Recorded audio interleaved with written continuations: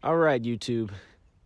This is the one and only 2019 SeBikes Monster Quad, which was sent to me by the one and only wild man himself, Toddlyons. If you follow me on Instagram, you should know that this is actually the second time I've received a free bike from SeBikes. The first one that I got was back, I want to say, 3-4 years ago.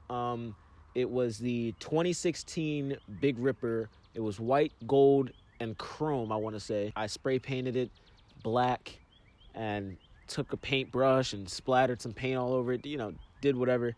A lot of people came at me in the comments about that video. Once I got a job, I got it powder coated. And when I got it powder coated, that was it. That was the transformation that I was looking for. Here I am 4 years later with a brand new, bigger and better bike that I plan to do some really, really crazy things with. So this is the bike check for it. This is the bike check part of the video.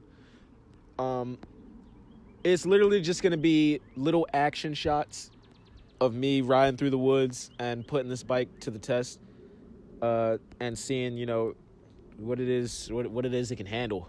That is that, and enjoy this sequence.